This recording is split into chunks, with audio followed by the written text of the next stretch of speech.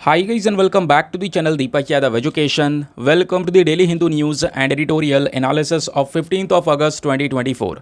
तो गाइज आज है तारीख 15 अगस्त 2024 और है थर्सडे। देखेंगे आज के द हिंदू कंप्लीट न्यूज़पेपर को एनालाइज करेंगे। बट लेक्चर में आगे बढ़ने से पहले अगर आपको इस लेक्चर का PDF चाहिए तो क्या करना है, सबसे पहले डाउनलोड करना है टेलीग्राम, देन उसके बाद जाके सर्च बॉक्स में टाइप करना Deepak Yadav education UPSC। As you can see guys आपको ये वाला चैनल मिल जाएगा, इस पर क्लिक करना और जाकर इस चैनल को ज्वाइन कर लेना। यहाँ से आप डेली बेसिस पे इस लेक्चर के PDF को डाउनलोड कर पाओगे।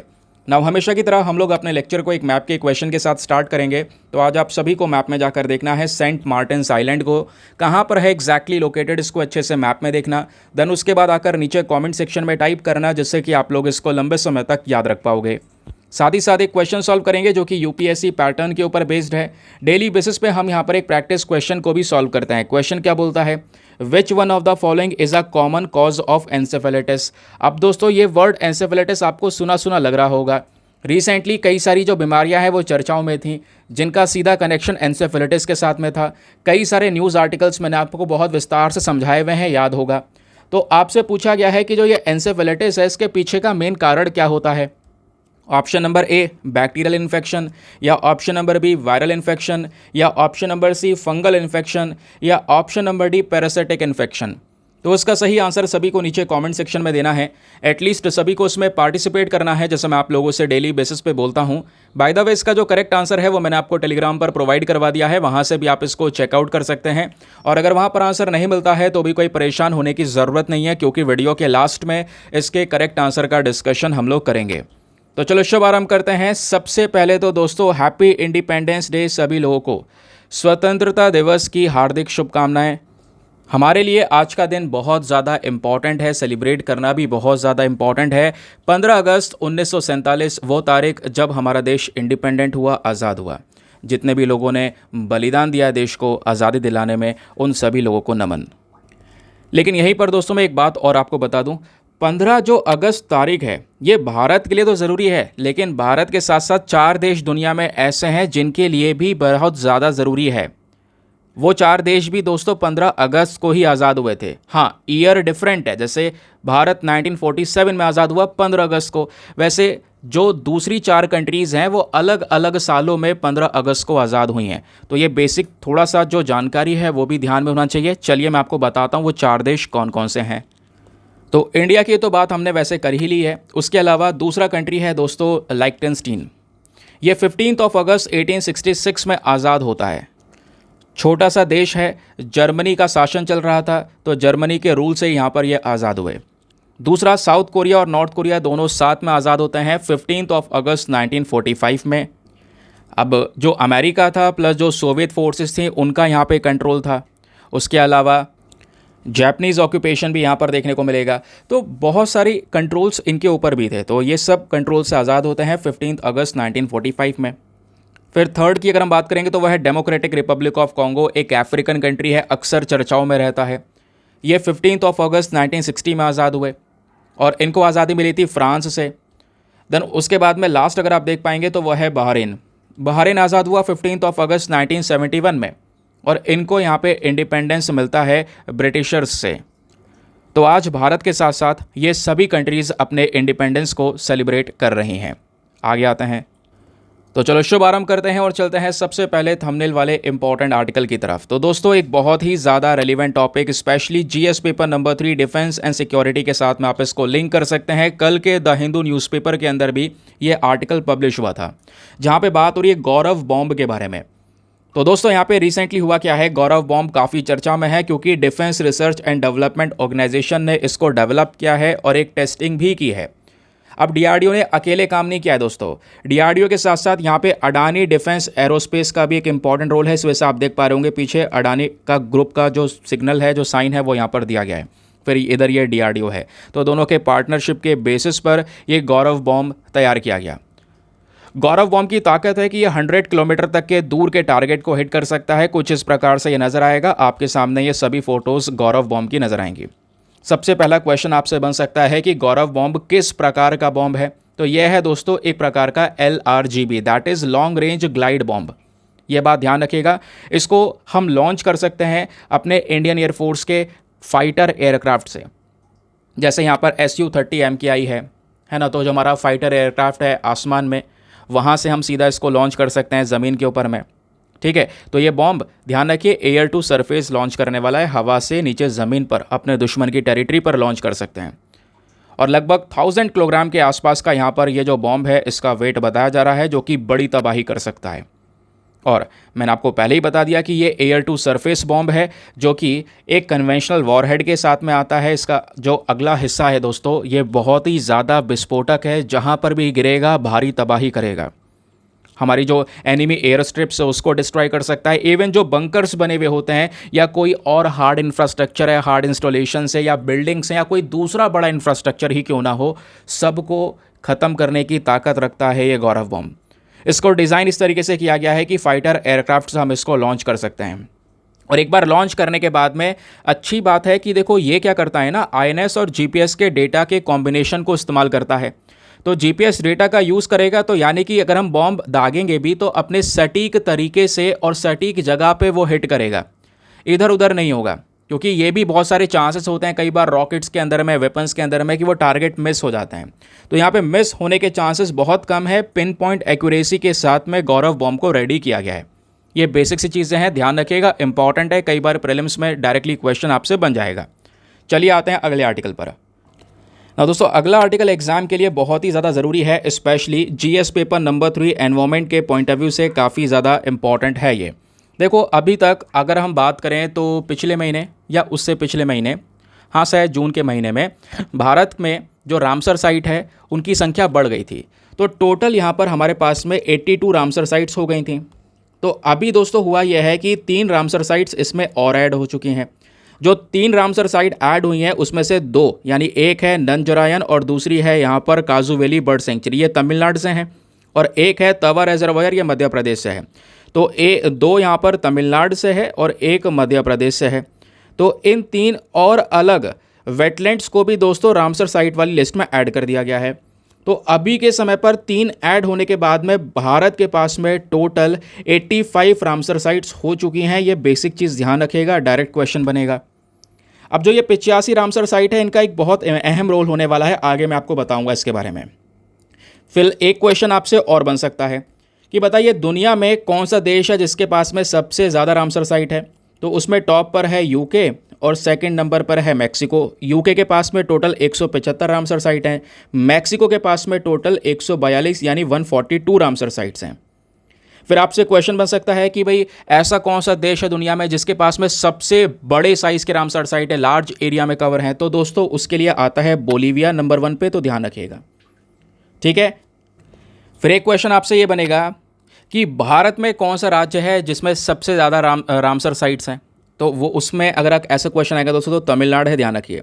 तो तमिलनाडु के पास में अभी तक की सबसे ज़्यादा रामसर साइट हैं, टोटल 18 हैं। उसके बाद उत्तर प्रदेश है जिसके पास में 10 रामसर साइट्स हैं। अब कई सारे लोग ऐसे होंगे जिनको रामसर साइट के बारे में पता होगा, वो तो आराम से ये सब मामला समझ गए होंगे। कुछ लोग ऐसे होंगे जो बिगनर होंगे, प्रिपरेशन शुरू करी होगी, उनको भी समझाना ज़रूरी है बिल्कुल बेसिक से। सर ये रामसर साइट्स होती क्या है, पहले ये बताइए। ये रामसर का मतलब क्या है ये बताइए। चलिए मैं आपको बताता हूँ। देखो इन सब की शुरुआत होती है 90s के समय पर। रामसर जो है ना, ये एक शहर है, कहाँ पर, ईरान में। तो ईरान में रामसर नाम के शहर में एक मीटिंग चल रही थी। उस मीटिंग के दौरान कई सारी कंट्रीज़ वहाँ पर प्रेजेंट थी। सब ने मिलकर एक डिसीजन लिया कि दुनिया भर में कई सारे वेटलैंड्स हैं। क्या हैं? वेटलैंड्स। वेटलैंड्स क्या होते हैं? सिंपल सी बात है, आपकी नदी, झील, रेजर्वायर, पॉन्ड्स, ये सारी चीज़ें यहाँ पर आपकी वेटलैंड्स हैं। और ये वेटलैंड हमारे एनवायरनमेंट के लिए बहुत ज़्यादा ज़रूरी होते हैं। जैसे भाई वो वेटलैंड अगर मान लो कोई झील है तो उसमें कितनी सारी मछलियों की स्पीशीज़ होंगी, कई सारी बर्ड्स आती हैं वहाँ पर रुकने के लिए। कई सारी झील हमारे देश में ऐसी हैं जहाँ पर बाहर विदेशों से बर्ड्स उड़कर आती हैं, जिसको माइग्रेटरी बर्ड्स बोलते हैं। उस झील के अंदर प्लांट्स अवेलेबल है जिसको एक्वेटिक प्लांट्स बोलते हैं। तो वो वेटलैंड क्या कर रहा है, वो पर्टिकुलर लेक क्या कर रही है, हमारे बायोडाइवर्सिटी सिस्टम को सपोर्ट कर रही है, एनवायरनमेंट के लिए ज़रूरी है। अब हम पिछले कुछ समय से ट्रेंड ये देख रहे हैं कि लगातार डिफॉरेस्टेशन हो रहा है, पेड़ों की कटाई हो रही है, पोल्यूशन बढ़ रहा है, और जो झीलें हैं, नदियां हैं, वो सूखती चली जा रही हैं। सब चीज़ें खतरे में है। करंट समय पर तो एनवायरनमेंट खतरे में है। इसी को ध्यान रखते हुए जो हमारी वेटलैंड्स होती हैं, इनकी सुरक्षा की बात की गई कि भाई इन वेटलैंड्स को प्रोटेक्शन दिया जाएगा। और जो वेटलैंड सबसे ज़्यादा खतरे में होंगे, सबसे ज़्यादा प्रॉब्लम्स में होंगे, उनको सबसे बड़ी सुरक्षा दी जाएगी। अब सुरक्षा देंगे तो उसको कोई नाम तो देना होगा। तो इसके लिए यहाँ पर इन सब कंट्रीज़ ने मिलकर जो मीटिंग चल रही थी रामसर में, इन्होंने एक लिस्ट बना ली, रामसर साइट की लिस्ट, कि अगर कोई भी वेटलैंड दुनिया में किसी भी देश में कोई भी ऐसी झील होगी जो बहुत ही ज़्यादा खतरे में लग रही है, तो उसके बारे में जागरूकता फैलाने के लिए, उसके बारे में उसकी प्रोटेक्शन के लिए उस झील को क्या कर दिया जाएगा, रामसर साइट वाली लिस्ट में ऐड कर दिया जाएगा। ठीक है, ये बात क्लियर हो गई दोस्तों। तो यहाँ पे आप ये भी कह सकते हैं कि यूके के अंदर लगभग 175 झीलें खतरे में हैं जिनको रामसर साइट की लिस्ट में ऐड कर रखा है। मैक्सिको में 142 झीलें हैं। तो अगर हम दूसरे नज़रिए से इसको देखें कि तो ये कोई पॉजिटिव चीज़ भी नहीं है कि भारत की सबसे ज़्यादा रामसर साइट है, ये कोई पॉजिटिव चीज़ नहीं है। ये तो ये दर्शा रहा है हमें कि हमारी इतनी झील खतरे में है, प्रोटेक्शन नहीं दे पाए, जिस वजह से हमें इस लिस्ट में ऐड करना पड़ रहा है। समझ गए। अब क्वेश्चन ये है कि सर आप ये कहना चाहते हैं कि अगर मान लो किसी वेटलैंड को रामसर साइट का दर्जा दे दिया जाए तो उसको बाहर से फंडिंग मिलेगी, पैसा वगैरह खूब दिया जाएगा उसके प्रोटेक्शन के लिए? नहीं, हो सकता है लेकिन ज़रूरी भी नहीं है। अगर चाहो तो इंटरनेशनल फंडिंग आ सकती है अगर वो लोग चाहते हैं तो, लेकिन दोस्तों ये ज़रूरी नहीं है, नेसेसरी नहीं है, ध्यान रखना। लेकिन एक चीज़ नेसेसरी ज़रूर है। अब मान लो भारत का कोई रामसर साइट है जिसको मतलब कोई वेटलैंड था जिसको रामसर साइट की लिस्ट में ऐड कर दिया, तो इसके लिए जो हमारी सेंट्रल गवर्नमेंट है, स्टेट गवर्नमेंट है, उनको इंश्योर करना होगा कि उस ज़मीन की सुरक्षा करें। जैसे आजकल झीलों को बंद कर दिया जा रहा है, मिट्टी डाल दी जा रही है, उसके ऊपर फिर कंस्ट्रक्शन चल रहा है, तो ऐसे काम ना हो, मैन मेड एंक्रोचमेंट्स ना हो, उन झीलों की हम प्रॉपर प्रोटेक्शन कर सकें। तो इसी के लिए यहाँ पर हम इस रामसर साइट का दर्जा देते हैं। और यहीं पर अब क्या होगा, जैसी उस झील को रामसर साइट का दर्जा दिया जाएगा, सेंट्रल गवर्नमेंट, स्टेट गवर्नमेंट अब बहुत ज़्यादा एक्टिव हो जाएंगी उस झील को देखते हुए कि भाई हाँ, यहाँ पे इसकी हमें प्रोटेक्शन करनी है, इसकी सुरक्षा करनी है। समझ गए। ये मामला आपको आई होप पूरी तरह से क्लियर हो चुका होगा। तो आज के समय पर भारत के टोटल कितने 85 वेटलैंड्स ऐसे हैं जिसको रामसर साइट का दर्जा दे दिया गया है। क्लियर हो गया ना। चलिए आगे आते हैं। अब देखिए रामसर साइट क्या होती है, ये सब कुछ जो मैंने आपको बताया है ये सब लिखित में प्रोवाइड करवा दिया है। देखिए रामसर एक ईरान का शहर है जहाँ पे एक इंटरनेशनल कॉन्फ्रेंस जो मीटिंग हुई थी, ऑर्गेनाइज हुई थी 1971 में, वहीं पर डिस्कशन किया था वेटलैंड्स की सुरक्षा करने के लिए। और फिर सवाल एक और आता है कि सर ये रामसर साइट वाला जो ये एग्रीमेंट हुआ था, क्या यहाँ पे भारत भी अवेलेबल था? क्या भारत ने भी इसको साइन किया है? जी बिल्कुल, इंडिया ने भी साइन किया है।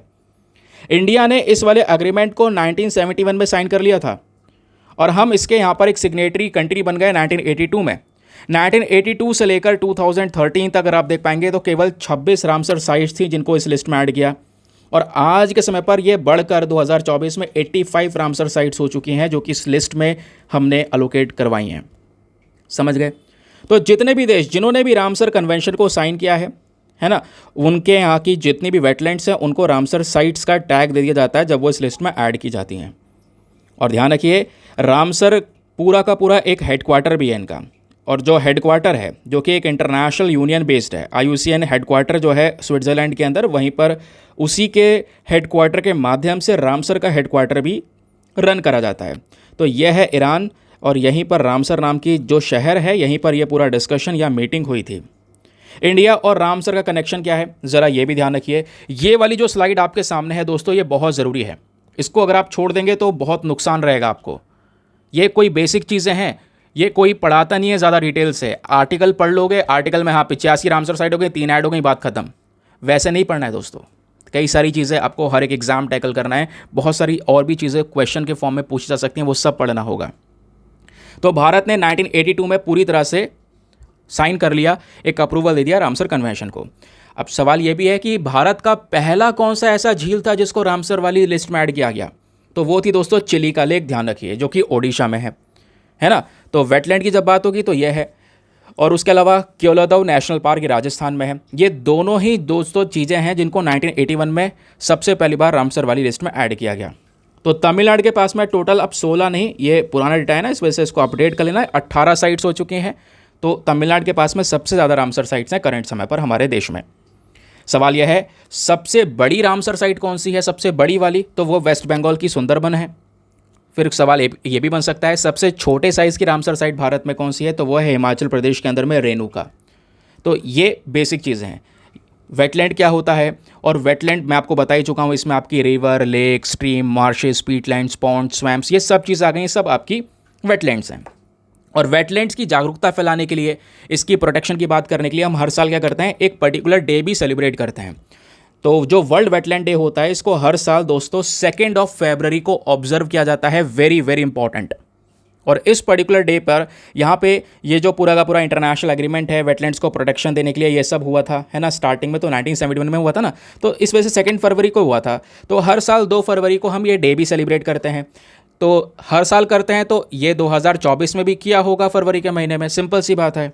तो 2024 में जो हमने सेलिब्रेट किया था, इस बार का हमारे देश का जो थीम था वो ये था, वेटलैंड्स एंड ह्यूमन वेलबींग।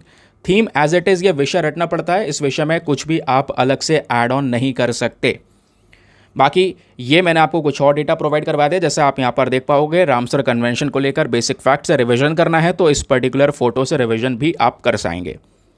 चलिए आगे आते हैं। आई होप आपको मज़ा आ चुका है। तो इसी तरीके से न्यूज़पेपर पढ़ना है। न्यूज़पेपर हर कोई पढ़ता है, फिर बोल रहा हूँ, लेकिन आपने उसका इस्तेमाल करना आना चाहिए कि हाँ ये बेसिक चीज़ें हैं, यहाँ से क्वेश्चन बनेगा। लेकिन आगे बढ़ने से पहले एक इंपॉर्टेंट इन्फॉर्मेशन, अगर आप लोग हमारे पेड ग्रुप्स को ज्वाइन करना चाहते हैं तो आपके पास में बढ़िया मौका है इसको ज्वाइन करने का। यहाँ पर आपको डेली बेसिस पे करंट नोट्स के PDF वगैरह प्रोवाइड करवाए जाते हैं।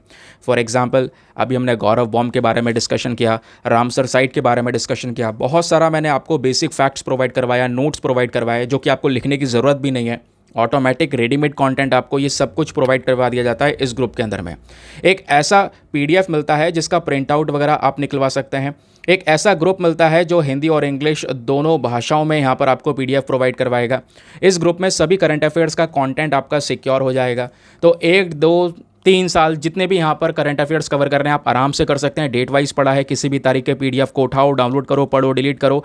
अनलिमिटेड ऑप्शंस आपके पास में अवेलेबल हैं दोस्तों। और ग्रुप को ज्वाइन करने का जो फ़ी पेमेंट है वो भी बहुत मिनिमम है, just 499 for the life time access. जब तक आपका सिलेक्शन ना हो जाए तब तक आप 499 में इस ग्रुप को ज्वाइन करके रख सकते हैं।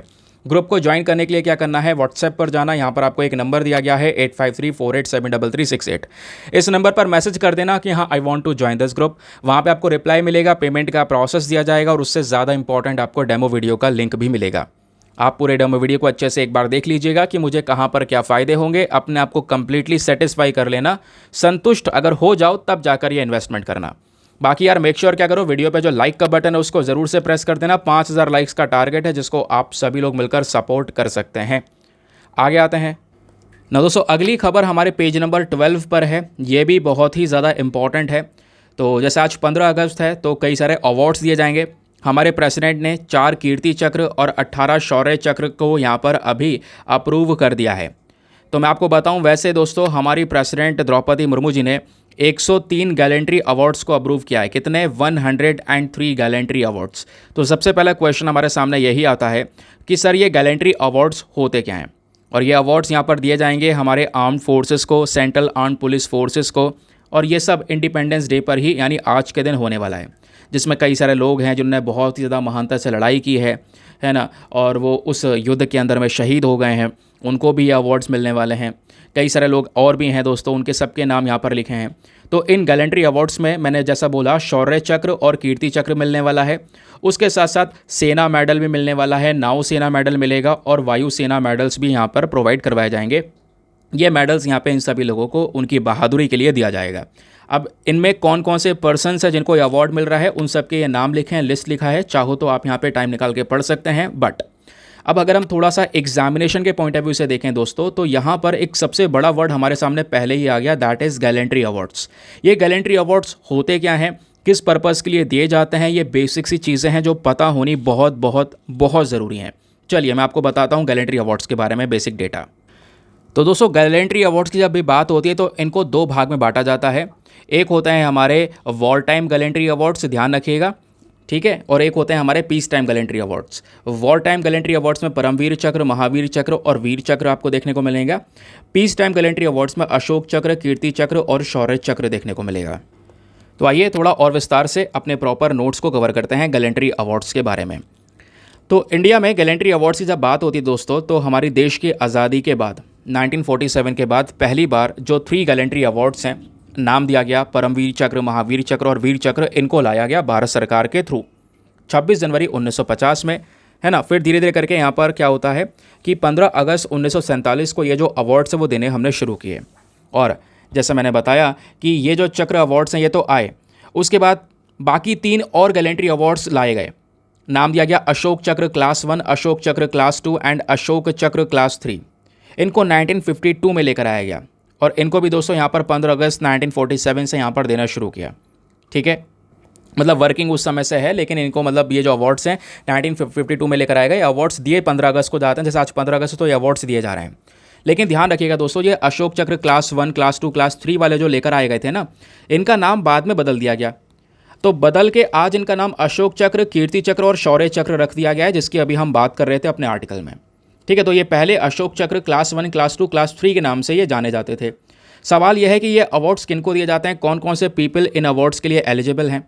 तो यहाँ पे बताया जाता है जितने भी ऑफिसर्स हैं, हमारे जितने भी ऑफिसर्स हैं सभी रैंक, यानी आर्मी, नेवी, एयरफोर्स के ऑफिसर्स हैं या दूसरे और रिजर्व फोर्सेस भी आपको देखने को मिलेगी, टेरिटोरियल आर्मी देखने को मिलेगी, या दूसरे यहाँ पे लॉफुली और भी कॉन्स्टिट्यूटेड आर्म्ड फोर्सेस हैं, ये सभी लोगों को दोस्तों यहाँ पर यह जो अवार्ड है इससे सम्मानित किया जाता है उनकी बहादुरी के लिए। अब यहीं पर देखिए war time highest gallantry awards भी होते हैं। अब वॉर टाइम, जैसे मैंने बोला, वॉर टाइम और पीस टाइम में बांटा गया है। तो वॉर टाइम में आपका परमवीर चक्र, महावीर चक्र और वीर चक्र होता है।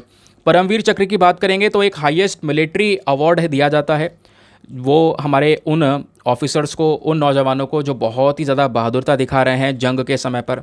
अब सिंपल सी बात है, चाहे वो वॉर लड़ी गई हो ज़मीन पर, चाहे समुद्र में, चाहे वो हवा में, कहने का मतलब है चाहे वो आर्मी का व्यक्ति हो, नेवी का व्यक्ति हो या एयरफोर्स की क्यों ना हो, तो उनकी बहादुरता के लिए परमवीर चक्र दिया जाता है। उसी प्रकार से महावीर चक्र दिया जाता है और उसी प्रकार से वीर चक्र भी दिया जाता है।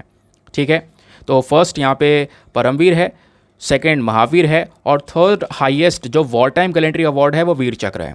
और उसी प्रकार से पीस टाइम वाले की बात आती है तो पीस टाइम में सबसे जो पहला है वो है अशोक चक्र, एक हाईएस्ट मिलिट्री अवार्ड है, जो कि बेसिकली यहाँ पर अगेन बहादुरता के लिए, वेलर, करेजियस एक्शन के लिए यहाँ पर दिया जाता है। फिर यहाँ पर सेकंड हाईएस्ट है कीर्ति चक्र और थर्ड हाईएस्ट आता है हमारा शौर्य चक्र। और ध्यान रखिए, जब भी हम गैलेंट्री अवार्ड्स की बात करते हैं तो इसमें कुछ और अवार्ड्स भी होते हैं जिसको ज़्यादातर हम स्किप कर देते हैं, लेकिन स्किप नहीं करना है, पढ़ना है। अभी जैसे हम बात भी कर रहे हैं, सेना मेडल भी दोस्तों इन्हीं के साथ दिया जाता है। अब सेना मेडल दिया जाता है स्पेशली हमारे आर्मी के व्यक्तियों को जिन्होंने बहुत ज़्यादा डिवोशन दिया है, कुछ एक्सेप्शनल वर्क किया है। फिर नौसेना मेडल सिंपल सी बात है नेवी के व्यक्ति को दिया जाता है जिन्होंने एक्सेप्शनल वर्क किया है। वायुसेना मेडल एयरफोर्स के यहाँ पर हमारे जो जवान हैं उनको दिया जाता है जो कि जिन्होंने एक एक्सेप्शनल वर्क किया है। ठीक है, तो ये वॉर टाइम अवार्ड्स के बारे में ध्यान रखिए, ये सब गैलेंट्री अवार्ड्स हैं। मैं आपको पीस टाइम, वॉर टाइम दोनों के बीच का जो फ़र्क है वो भी बता चुका हूँ। तो एग्ज़ाम में कोई क्वेश्चन बना दोस्तों, यहीं से वो क्वेश्चन बनेगा, तो इसको प्लीज़ ध्यान रखिएगा और बहुत ज़्यादा इंपॉर्टेंट भी है ये। आगे आते हैं नाउ दोस्तों, उसके बाद पेज नंबर 14 पर एक और बहुत ही ज़्यादा इंपॉर्टेंट आर्टिकल है। ये topic GS paper number 2 health के पॉइंट ऑफ व्यू से बहुत ही ज़्यादा इंपॉर्टेंट होने वाला है। देखिए, ये एक ऐसा टॉपिक है जहाँ से यूपीएससी पहले भी सवाल पूछ चुका है। बात हो रही है फेज़ 3 क्लिनिकल ट्रायल के बारे में, और ये क्लिनिकल ट्रायल कौन सी बीमारी या कौन से वैक्सीन का हो रहा है, वो है डेंगू वैक्सीन। देखिए, जो डेंगू एक बड़ी प्रॉब्लम है, इसको लेकर कोई प्रॉपर ट्रीटमेंट नहीं है, तो इसके लिए खुद से हम एक वैक्सीन बना रहे हैं। ठीक है, जो उसका नाम है डेंगी ऑल। तो ये वैक्सीन किसके थ्रू बनाई जा रही है? पैनिकिया बायोटेक कंपनी के थ्रू बनाई जा रही है। तो अभी फ़ेज़ 1 और फ़ेज़ 2 कंप्लीट हुआ, तो फ़ेज़ 3 जो क्लिनिकल ट्रायल है वो यहाँ पर ओपन कर दिया गया है इस वैक्सीन के लिए। अभी एक और ट्रायल, ये लास्ट ट्रायल चलने वाला है, ऐसा यहाँ पे बोला जा रहा है। दूसरी बात ध्यान रखिए, ये जो वैक्सीन है ये भारत की खुद की बनाई हुई वैक्सीन है, और ये कौन सी वैक्सीन है? टेट्रावैलेंट डेंगी वैक्सीन है। तो जो टेट्रावैलेंट डेंगू वैक्सीन स्ट्रेन जो है ये डेवलप किया है नेशनल इंस्टीट्यूट ऑफ हेल्थ ने, जो कि बेसिकली यूएस की बॉडी है। साथ ही साथ में यूएस ने भी एक बहुत ज़्यादा इंपॉर्टेंट रिजल्ट्स दिए हैं इस पर्टिकुलर रिसर्च के ऊपर में। दूसरी बात, भारत ने इसको बनाया, वो डेटा हमने यूज़ किया, फिर जाकर डेंगी ऑल वैक्सीन को हमने तैयार किया। अब ये डेंगी ऑल वैक्सीन का फ़ेज़ 3 क्लिनिकल ट्रायल शुरू हुआ। इसको लेकर अभी कुछ अपडेट्स आने बाकी हैं, तो जो भी अपडेट्स होंगे वो आगे शेयर किए जाएंगे, आपके साथ में डिस्कशन किया जाएगा।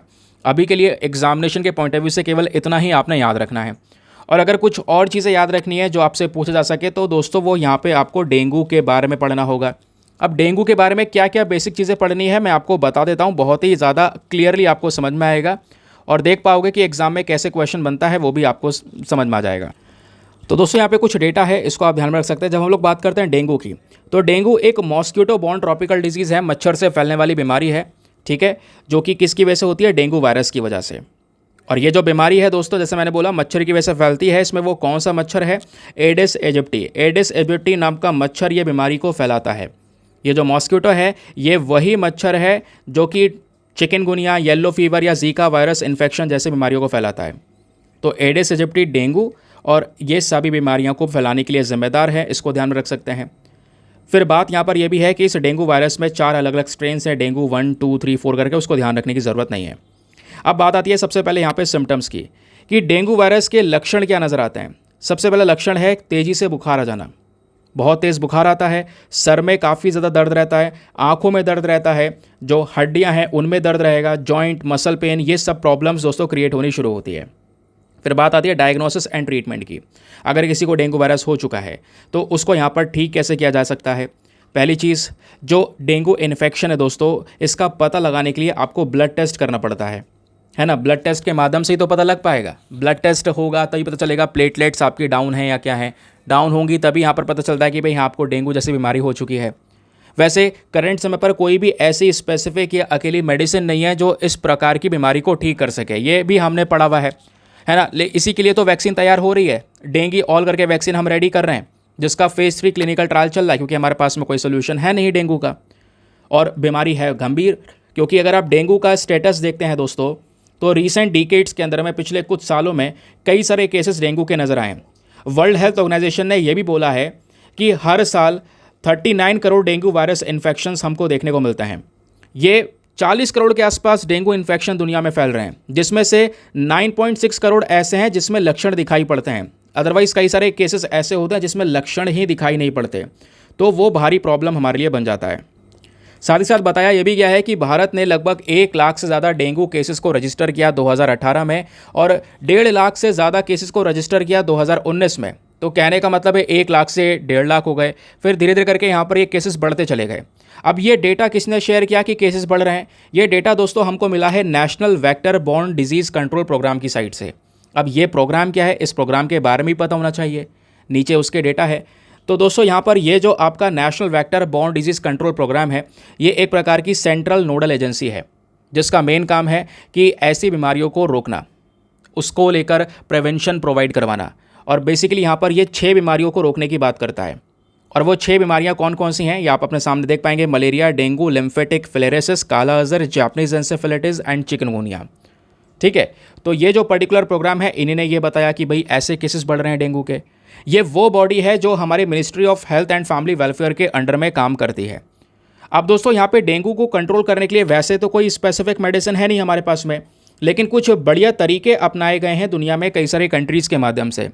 जैसे आपने वोल्बाचिया बैक्टीरिया का नाम सुना होगा। वोल्बाचिया जो बैक्टीरिया है दोस्तों, ये मॉस्किटोज़ को आराम से मारने की ताकत रखता है।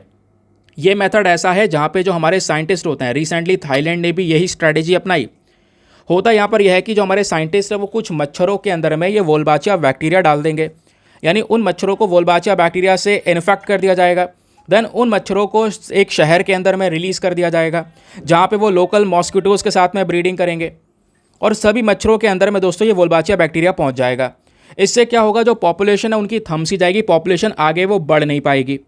और at the end of the month यहाँ पे हमने देखा, लगभग जब ये थाईलैंड में अपनाया गया प्रोसेस, तो 27 महीने के बाद में जो डेंगू के केसेस है वो कम होने शुरू हो गए।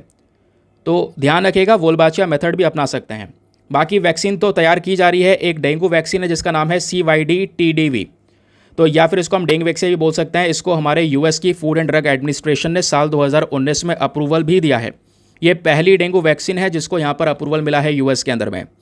तो अभी हम खुद की भी तैयार कर रहे हैं, इंडिजीनियस जो तैयार हो रही है डेंगू ऑल करके, वो मैंने आपको बताया है इस पर्टिकुलर आर्टिकल में। तो फेज़ 3 क्लिनिकल ट्रायल पूरा होने दीजिए, फिर उसके बाद कुछ और स्पेसिफिक डिटेल्स हमारे सामने आएंगी, वो भी डिस्कस करेंगे। अब देखिए UPSC किस तरीके से आपसे क्वेश्चन पूछ सकता है। ये UPSC ने मैं अभी की बात कर रहा हूँ, मतलब कि पिछले साल की, तो लगभग जो साल 2023 का प्रीलिम्स का पेपर था, तब ये सवाल आपके सामने दिया गया। सवाल क्या था? सवाल ये था कि जो वोल्बाचिया मेथड है, इसके बारे में हम कई बार बात करते हैं। आप बताइए कि वोल्बाचिया मेथड के लेकर इन चारों में से कौन सा स्टेटमेंट सही है। पहला, क्या वोल्बाचिया मेथड वायरल डिजीज़ को कंट्रोल करने के लिए इस्तेमाल किया जाता है? ऐसी डिजीज़ जो मच्छरों से फैलती है? जी बिल्कुल सही बात है। पहला ही स्टेटमेंट जब हमें पता है तो आगे क्यों बढ़ें? ठीक है, तो बिल्कुल पहला स्टेटमेंट सही है। मॉस्किटो से फैलने वाली बीमारी को रोकने का काम करता है Wolbachia method. Option number A is the correct one. समझ गए?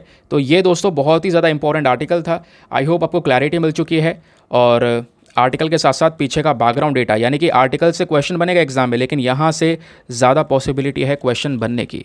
आगे आते हैं ना दोस्तों, पेज नंबर 14 पर हमारे पास में एक और बहुत ही ज़्यादा इंपॉर्टेंट आर्टिकल आपको स्क्रीन पर देखने को मिलेगा। बात ये हो रही है कि जो हमारी एक्टिंग ईडी है, दैट इज़ एनफोर्समेंट डायरेक्टर, तो इनको अभी यहाँ पर एक फुल टाइम चीफ के तौर पर अपॉइंट कर लिया गया है। कहने का मतलब है, एक व्यक्ति हैं, नाम है इनका राहुल नेविन। तो अभी करंट समय पर ये एक्टिंग एनफोर्समेंट डायरेक्टर थे। अभी वेडनेसडे में इनको अपॉइंट कर लिया गया है एज अ न्यू डायरेक्टर। तो एनफोर्समेंट डायरेक्टरेट के अंदर में आने वाले 2 साल तक ये सर्व करने वाले हैं। आने वाले 2 ईयर्स तक यहाँ पर ये डायरेक्टर रहने वाले हैं। तो नाम है इनका राहुल नेविन, जो कि चर्चा में है। 1993 बैच के इंडियन रेवेन्यू सर्विस के ऑफिसर हैं। जो राहुल नेविन है, इनके अंडर में जो एजेंसीज़ हैं, कई सारी एजेंसीज़ के अंडर में ऑलरेडी काम कर चुके हैं, बड़े बड़े इन्वेस्टिगेशन कर चुके हैं। जो PMLA एक्ट है, फॉरेन एक्सचेंज मैनेजमेंट एक्ट है, उसके वॉल्यूशंस के केसेस को यहाँ पर डील कर चुके हैं। तो करंट समय पर आने वाले 2 सालों के लिए यहाँ पर ये एक नए डायरेक्टर हैं। तो नाम ध्यान रखिएगा, वन डे एग्जामिनेशन के अंदर में नाम सीधा पूछ लिया जाएगा कि बताइए रिसेंटली डायरेक्टर अपॉइंट करे गए हैं एनफोर्समेंट के, ईडी के, तो बताइए वो कौन है? तो नाम है राहुल नेविन। लेकिन ये वाला ऐसा क्वेश्चन नाम वाला वनडे एग्जामिनेशन में पूछा जाएगा। रियल क्वेश्चन दोस्तों आपसे यूपीएससी पूछता है। यूपीएससी ने मान लो इस टॉपिक से कोई सवाल पूछा तो यहाँ पे नाम वगैरह कुछ नहीं पूछेगा, सीधा यहाँ पर आपसे एनफोर्समेंट डायरेक्टरेट के बारे में कई सारी चीज़ें पूछ लेगा घुमा घुमा के। अब वो एनफोर्समेंट डायरेक्टरेट के बारे में क्या क्या पूछ सकता है, आइए ज़रा मैं आपको वो बताता हूँ, क्योंकि एग्जाम में क्वेश्चन बना तो आपका बैकग्राउंड डेटा से बनेगा। ठीक है, चलिए बात करते हैं एनफोर्समेंट डायरेक्टरेट क्या है। जो डायरेक्टरेट ऑफ एनफोर्समेंट होता है, या ईडी भी बोलते हैं, ये एक फाइनेंशियल इन्वेस्टिगेशन एजेंसी है। मान लो पैसों को लेकर कोई घोटाला हो रहा है या कोई ऐसे बड़े इश्यूज़ हैं, है ना, उनको यहाँ पर ये हैंडल करने का काम करती है। ये जो बॉडी है, देखो आपसे ये भी क्वेश्चन बन सकता है कि भैया बताइए ईडी कौन से डिपार्टमेंट के अंडर में आता है। जब पूछा जाएगा डिपार्टमेंट तो वो है डिपार्टमेंट ऑफ रेवेन्यू, और जब पूछा जाएगा मंत्रालय कौन सा मंत्रालय के अंडर में आता है तो वो है मिनिस्ट्री ऑफ फिनांस। ठीक है, फिर उसके बाद बात यह भी है दोस्तों, 1 मई 1956, 1 मई 1956 में जो एनफोर्समेंट यूनिट है ये बॉडी बनाई गई। लेकिन इसके अगले ही साल यानी कि 1957 में ये जो यूनिट बनकर आया था, इसका नाम बदल दिया गया। नाम बदलकर इसका सीधा एनफोर्समेंट डायरेक्टरेट कर दिया गया। अब जो एनफोर्समेंट डायरेक्टरेट है कई सारे लॉज को फॉलो करता है, यानी कि कई सारे नियम के जो कानून है दोस्तों उसको इम्प्लीमेंट करने का काम करता है। जैसे सबसे पहला है FEMA, that is foreign exchange management act 1999। फिर है prevention of money laundering act 2002। अब मनी लॉन्ड्रिंग क्या होता है आपको पता है? मनी लॉन्ड्रिंग का मतलब होता है ब्लैक मनी को वाइट मनी में कन्वर्ट करना। अब ऑब्वियस ही बात है ये अपराध है। आप ब्लैक मनी को, काले धन को सीधा वाइट मनी में कन्वर्ट कर रहे हैं, उसको लीगल दिखा रहे हैं। तो इस तरीके की हरकतों को रोकने के लिए PMLA एक्ट है। या फॉरेन जो एक्सचेंज होता है उसमें घोटाले होते हैं, उस पर्टिकुलर इश्यूज़ को मैनेज करने के लिए ये वाला एक्ट है। तो फेमा हो चाहे PMLA हो, दोनों एक्ट के संबंधित कोई भी केस अगर नज़र आता है तो उस केस को हैंडल करता है हमारा एनफोर्समेंट डायरेक्टरेट। ठीक है, तो ईडी की पावर्स आपको पता चल गई। इसके बारे में ये कुछ बेसिक चीज़ें हमने डिस्कस कर ही ली। लेकिन एक और इम्पॉर्टेंट क्वेश्चन आता है कि सर एनफोर्समेंट डायरेक्टरेट का स्ट्रक्चर क्या होता है, यानी कौन कौन होता है इसमें। सबसे पहले दोस्तों इसका हेडक्वार्टर जानिए। इसका हेडक्वार्टर न्यू दिल्ली में है, और उस हेडक्वार्टर में जो हेड होंगे सबसे वो डायरेक्टर होंगे, जो कि अभी राहुल नेविन को बनाया गया है। ठीक है, तो राहुल नेविन यहाँ पर डायरेक्टर बन चुके हैं, वही यहाँ पर इस एनफोर्समेंट डायरेक्टरेट को हेड करेंगे। इसका मेन हेडक्वार्टर दिल्ली में है, बाकी 5 अलग अलग रीजनल ऑफिस भी हैं ईडी के। पहला ऑफिस है मुंबई में, दूसरा चेन्नई में, तीसरा चंडीगढ़, चौथा कोलकाता और 5वां यहाँ पर दिल्ली के अंदर में। जो ये बाकी सारे रीजनल ऑफिस हैं इसको कुछ स्पेशल डायरेक्टर्स अपॉइंट करे जाते हैं, वो इसको हेड करते हैं। ठीक है, तो मेन जो है मेन हेडक्वार्टर न्यू दिल्ली के अंदर उसको डायरेक्टर अपॉइंट करेंगे, लेकिन बाकी सारे रीजनल ऑफिस के लिए स्पेशल डायरेक्टर आते हैं। फिर मैं आपको ये भी बता दूं दोस्तों, इस एनफोर्समेंट डायरेक्टरेट के हेडक्वार्टर के साथ 5 रीजनल ऑफिस के साथ 10 अलग अलग जोनल ऑफिस भी हैं। और जो जोनल ऑफिस होता है उसको कौन हेड करता है? उसको डेप्यूटी डायरेक्टर हेड करते हैं। और साथ ही साथ में इनके 11 सब जोनल ऑफिस भी हैं। अब 11 सब जोनल ऑफिस को कौन हेड करता है? असिस्टेंट डायरेक्टर हेड करते हैं। बहुत इंपॉर्टेंट पॉइंट है ये, यहीं से क्वेश्चन बन जाएगा। समझ गए। अब रिक्रूटमेंट की बात आती है तो दोस्तों यहाँ पे जो भी ऑफिसर्स एनफोर्समेंट डायरेक्टरेट के अंदर में रखे जाते हैं या अपॉइंट करे जाते हैं उनका रिक्रूटमेंट वगैरह डायरेक्टली होता है, या कुछ और जो हमारी इन्वेस्टिगेशन एजेंसीज़ हैं जैसे सीबीआई वगैरह है, ये सब भी इन्वेस्टिगेशन एजेंसीज़ हैं, तो यहाँ से भी सीधा अपॉइंटमेंट कभी कभी ले लिया जाता है। तो ध्यान रखिए जो हमारा एनफोर्समेंट डायरेक्टरेट है इसमें आपके इंडियन रेवेन्यू सर्विसेज के ऑफिसर होंगे, आईपीएस भी होंगे, आईएएस भी होंगे जिसके लिए आप प्रिपेयर कर रहे हैं, इनकम टैक्स ऑफिसर है, एक्साइज ऑफिसर है, कस्टम ऑफिसर या पुलिस पर्सनल्स को भी यहाँ पर ऐड किया जा सकता है। फिर बात है टेन्योर की। तो टेन्योर की जब बात आ रही है तो इसको लेकर एक काफ़ी इशू भी हुआ था। नवंबर 2021 प्रेसिडेंट ऑफ इंडिया ने 2 ऑर्डिनेंस को यहाँ पे अलाउ किया जहाँ पर मेंशन किया जा रहा था कि जो सीबीआई के डायरेक्टर होंगे इनका टेन्योर बढ़ाया जाएगा और एनफोर्समेंट डायरेक्टरेट का टेन्योर भी यहाँ पर 2 साल से बढ़ाकर 5 साल किया जाएगा। तो बेसिकली यहाँ पर एक ऑर्डिनेंस, एक अनाउंसमेंट उस समय पर किया गया था।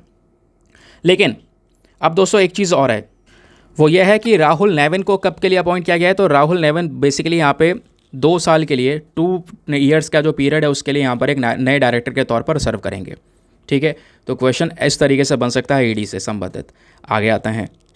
अब दोस्तों ये वाला आर्टिकल हमारे लिए बहुत इंपॉर्टेंट, ये टॉपिक हमारे पेज नंबर 15 पर प्रेजेंट है। ठीक है, इसको जीएस पेपर नंबर 3 इकोनॉमी के साथ में आप लिंक कर सकते हैं।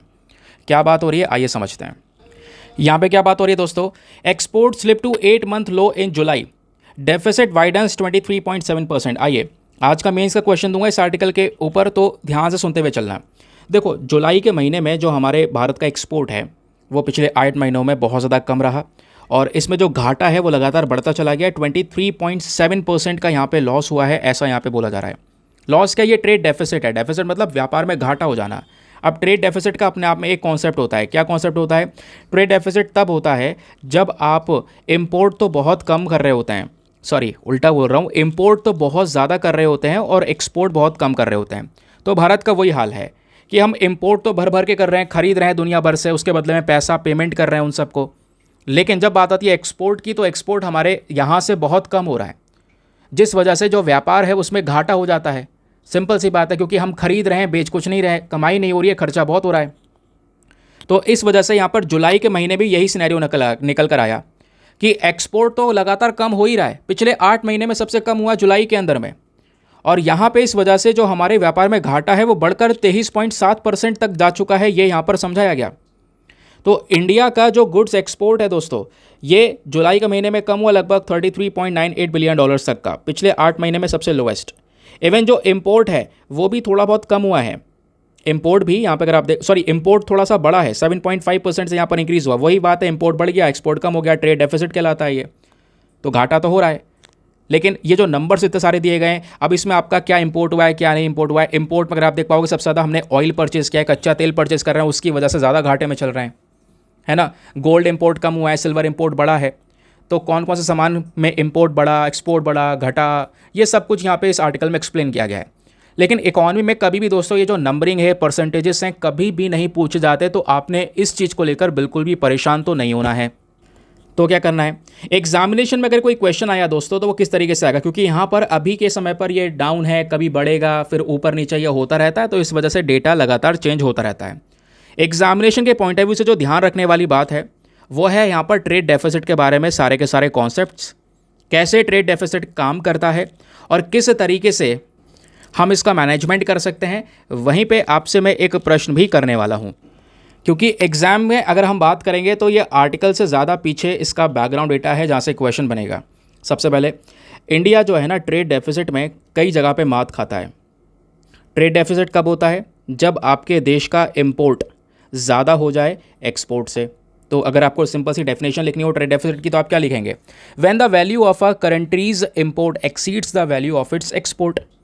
इंपोर्ट बढ़ गया एक्सपोर्ट से ज़्यादा, इसी को हम यहाँ पर ट्रेड डेफिसिट का नाम देते हैं, व्यापार में घाटे का नाम देते हैं।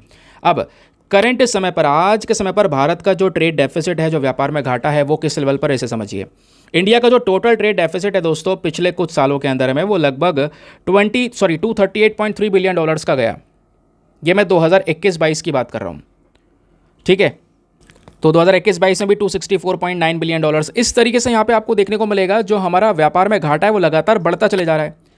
अब व्यापार में सबसे ज़्यादा घाटा हमें हो कहाँ पे रहा है? तो सबसे ज़्यादा ट्रेड डेफिसिट चाइना के साथ में देखते हैं। चाइना के साथ में तो दोस्तों ये 100 बिलियन डॉलर्स को भी क्रॉस कर चुका है। चाइना के बाद रशिया है, then South Korea, then Hong Kong. इनके साथ में पिछले कुछ सालों में ट्रेड गैप बढ़ा है, यानी इनको हम एक्सपोर्ट कम कर रहे हैं लेकिन इनसे सामान ज़्यादा खरीद रहे हैं।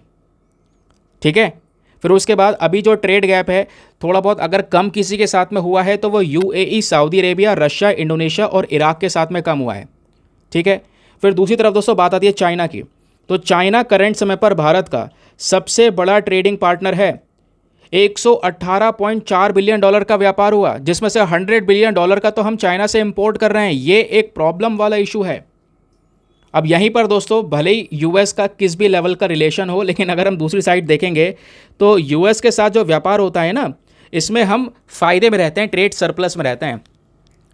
ठीक है, इंडिया का ट्रेड सरप्लस रहता है अमेरिका के साथ में। अगर आप 2023-24 में भी एक बार नज़र मारेंगे तो भारत को लगभग 36.7 बिलियन डॉलर्स का सरप्लस हुआ था, यानी फ़ायदा हुआ था। यानी अमेरिका को तो हम एक्सपोर्ट ज़्यादा करते हैं और अमेरिका से खरीदते बहुत कम है।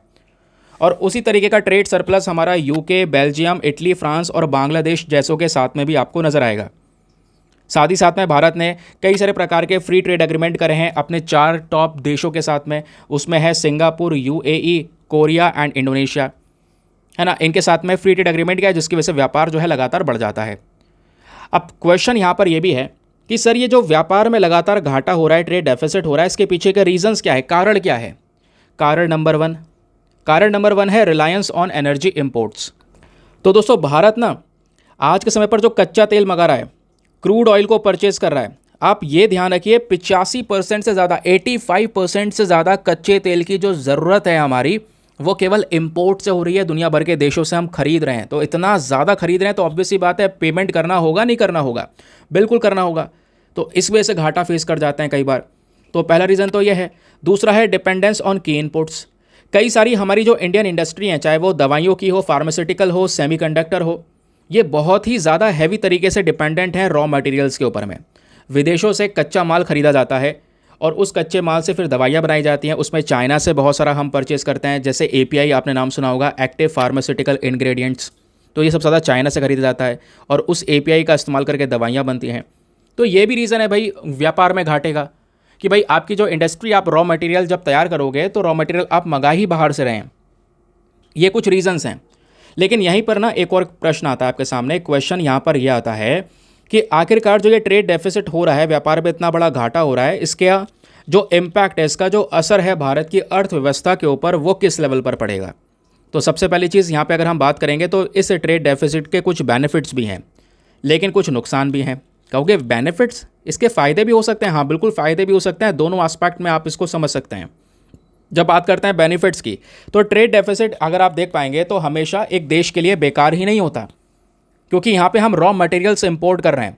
जैसा हमने बोला अभी, जो हमारी दवाइयों वाली इंडस्ट्री है, वो दवाइयों बनाने के लिए एपीआई खरीदा जाता है, रॉ मटेरियल लाया जाता है। तो रॉ मटेरियल आएगा, उससे दवाइयाँ बनेगी, तभी तो हमारी इंडस्ट्री रन कर पाएगी। तो उस दवाई को हम थोड़े ज़्यादा दाम में एक्सपोर्ट कर देंगे आगे। तो इससे हमारे देश में मैन्युफैक्चरिंग और एक्सपोर्ट जैसी चीज़ों को बढ़ावा मिलता है। तो ट्रेड डेफिसिट हमेशा बुरा नहीं हो सकता, लेकिन ज़्यादातर केसों में बुरा ही होता है। ठीक है, अब इंडस्ट्रीज़ वगैरह काम करेंगी तो इंडस्ट्री बढ़ेंगी, जॉब्स बढ़ेंगी, तो इससे यहाँ पर इकॉनमी ग्रो करेगी। सिंपल सी बात है। तो बेनिफिट्स तो बहुत कम है, लेकिन चैलेंजेस हमारे सामने बहुत सारे हैं। ट्रेड डेफिसिट के नुकसान बहुत सारे हैं दोस्तों। सबसे पहला नुकसान यहाँ पर यह है कि इंपोर्ट के ऊपर डिपेंडेंस बढ़ जाता है। जैसे अभी कच्चा तेल हम कई सारे देशों से मंगा रहे हैं, तो बट हो क्या रहा है, उनके ऊपर निर्भरता भरकर बनी हुई है, बदल भी नहीं सकते। उसके अलावा यहाँ पे क्या होगा कि जो ट्रेड डेफिसिट है, इसकी वजह से इंपोर्ट लगातार बढ़ता जाएगा, जॉब लॉसेस होते रहेंगे और हम लोग क्या करेंगे, कुछ नए इनोवेशंस नहीं कर पाएंगे। फॉर एग्जांपल टेक्सटाइल की बात करेंगे। फिलहाल अभी टेक्सटाइल सुधरेगा क्योंकि बांग्लादेश में क्राइसिस हो गए हैं। अभी के समय पर आप ये देखोगे तो अभी तक क्या हो रहा था कि बांग्लादेश से हम कपड़ा खरीदते थे, जबकि टेक्सटाइल के मामले में इंडिया भी बहुत आगे है। लेकिन बांग्लादेश ने कुछ मॉडर्न मशीन्स का यूज़ करके सस्ते दाम में कपड़ा बनाकर वो मार्केट में हमारे उतारते हैं। तो हमारे मार्केट में बाहर से सस्ता आ रहा है, तो लोग जो है उसको सस्ता ही प्रोडक्ट चाहिए, वो चीप रेट में परचेज़ करना पसंद करेंगे। तो बाहर के प्रोडक्ट को वो खरीद रहे हैं, अपने देश के प्रोडक्ट को खरीद नहीं रहे हैं। इस चक्कर में अपने देश की जो टेक्सटाइल इंडस्ट्रीज़ है वो शट डाउन हो रही हैं, जॉब लॉसेस हो रहे हैं। समझ गए? फिलहाल अभी बांग्लादेश में कुछ क्राइसिस हुए जिसका बेनिफिट इंडिया को मिलेगा टेक्सटाइल सेक्टर में, नो डाउट।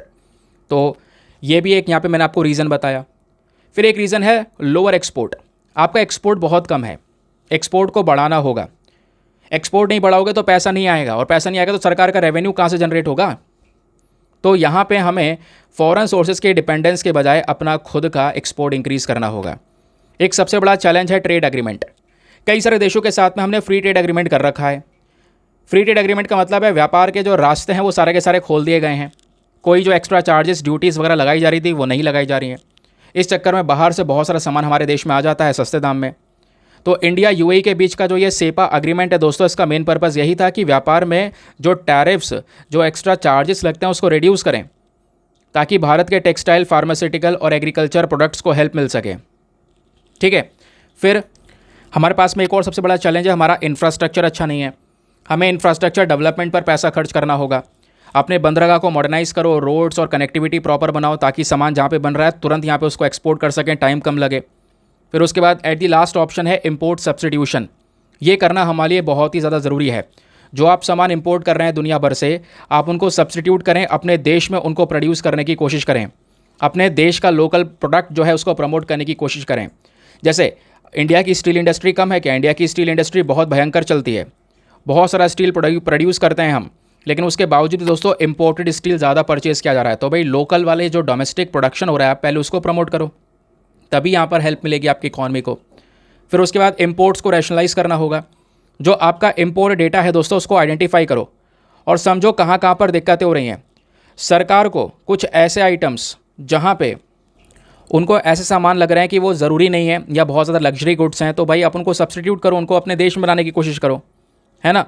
फिर एट द लास्ट आपको अगर ये सब कुछ करना है तो उसके लिए जो अपने देश में जॉब्स हैं वो जनरेट करनी होंगी, और जॉब जनरेशन के साथ साथ अपने लोगों को स्किल्स प्रोवाइड करवानी होगी। स्किल्स देना ज़रूरी है। आप जब तक लोगों के स्किल डेवलपमेंट में इन्वेस्ट नहीं करोगे कोई फ़ायदा नहीं होगा। स्किल डेवलपमेंट में इन्वेस्ट करना है, उससे बढ़िया एक वर्कफोर्स जनरेट करना है, मॉडर्न इंडस्ट्रीज़ यहाँ पर बनानी है, डोमेस्टिक प्रोडक्शन बढ़ाना है। इससे निर्भरता ऑटोमेटिकली कम होगी और आपका जो प्रोडक्शन है वो इम्प्रूव होगा। आपकी जो इकॉनमी है वो ऑब्वियस ही बात है ऑटोमेटिकली ग्रो करती हुई हमको नज़र आएगी।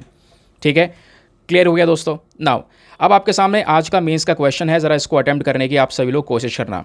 मेंस का क्वेश्चन क्या बोलता है? क्वेश्चन ये है, highlight the India's current trade deficit status with most of its major trading partners, discuss its impact on the Indian economy, also suggest measures to bring down India's trade deficit. कहने का मतलब है आपको बताना है भारत का करंट समय पर ट्रेड डेफिसिट स्टेटस क्या चल रहा है, और हमारे मेजॉरिटी ऑफ ट्रेडिंग पार्टनर्स के साथ में सीधा ये भी बताना है कि भाई इस घाटे का इंडियन इकॉनमी के ऊपर क्या असर पड़ रहा है। फिर आपने कुछ सजेस्ट करना है कि भाई कैसे हम अपने इस घाटे को कम कर सकते हैं। तो 15 मार्क्स का क्वेश्चन है, 250 शब्दों में आपने लिखना है। चलिए एक बार मैं हिंदी में रीड कर देता हूं ताकि हिंदी माध्यम वाला एस्पिरेंट भी बढ़िया से पढ़कर एक बढ़िया सा आंसर लिख सकें। क्वेश्चन आपके सामने है कि अपने अधिकांश प्रमुख व्यापारिक साझेदारों के साथ भारत के वर्तमान व्यापार घाटे की स्थिति पर प्रकाश डालते हुए भारतीय अर्थव्यवस्था पर इसके प्रभावों पर चर्चा करें। साथ ही भारत के व्यापार घाटे को कम करने के उपाय भी सुझाएं। 15 अंक का सवाल 250 शब्दों में लिखना है, और ये आंसर लिखने के बाद में कहाँ पे सबमिट करना है दोस्तों? टेलीग्राम पर जाना, वहाँ पे जाके सर्च बॉक्स में लिखना दीपक यादव एजुकेशन मेंस ग्रुप। जैसे आप फुल फॉर्म लिखोगे मेरा टेलीग्राम चैनल मिलेगा जहाँ पे ऑलरेडी 78,000 से ज़्यादा लोग जुड़ चुके हैं। आप भी जुड़कर अपने आंसर्स को लिखकर सबमिट कर सकते हैं, बट आंसर को सबमिट करने के साथ साथ एक छोटा सा काम और करना है, एटलीस्ट सभी लोगों को 2-2 आंसर्स रिव्यू करना है। जब आप सभी लोग 2-2 आंसर्स को रिव्यू करोगे बहुत सारे फ़ायदे होंगे आपको भी और सामने वाले को भी। आपको कुछ इंपॉर्टेंट पॉइंट्स मिलेंगे जो आप अपने नोट्स में इंक्लूड कर सकते हैं। सामने वाले के आंसर में अगर कोई मिस्टेक होती है तो आप उनको बता सकते हैं कि यहाँ पर इंप्रूवमेंट की आवश्यकता है। इस प्रकार से कोऑपरेटिव वे में वो पूरा का पूरा ग्रुप काम करता है। ठीक है, चलिए आगे आते हैं। तो दोस्तों ये था हमारा डिस्कशन। आई होप आपको मज़ा आया होगा, बहुत सारी जानकारी आपको इस पर्टिकुलर लेक्चर से मिली होगी। ठीक है, बाकी आपको पता होगा कई सारे लोग मुझसे लगातार रिक्वेस्ट कर रहे थे काफ़ी दिनों से कि सर मॉर्निंग वाला वीडियो कंटिन्यू कीजिए। तो मॉर्निंग वाला वीडियो आपका अपलोड होना शुरू हो गया है, आज मैंने अपलोड किया हुआ है, प्लीज़ आप उसको एक बार देखें। क्वेश्चन की प्रैक्टिस करवाई गई है तो वहाँ पर भी आपको सीधा हेल्प मिलने वाली है। और उस वाले लेक्चर में भी वेरियस न्यूज़ आर्टिकल्स को यहाँ पर दोस्तों डिस्कस किया गया है अलग अलग तरीके से और बेस्ट एक्सप्लेनेशन के साथ में। चलिए अब आज का वर्ड ऑफ द डे क्या बोलता है पहले हम ये जान लेते हैं। आज का वर्ड ऑफ द डे है इम्पैकेबल। इम्पैकेबल का मतलब क्या होता है? ये ऐसी चीज़ को डिस्क्राइब करता है जो फ्री फ्रॉम फॉल्ट हो, जिसमें कोई गलती ना हो, फ्लॉलेस, बिना गलती के, है ना, जिसमें कोई एरर ना हो, तो उसको बोलते हैं इम्पेकेबल। तो इस इम्पेकेबल वर्ड का यूज़ करके फटाफट नीचे कमेंट सेक्शन में एक सेंटेंस बनाओ।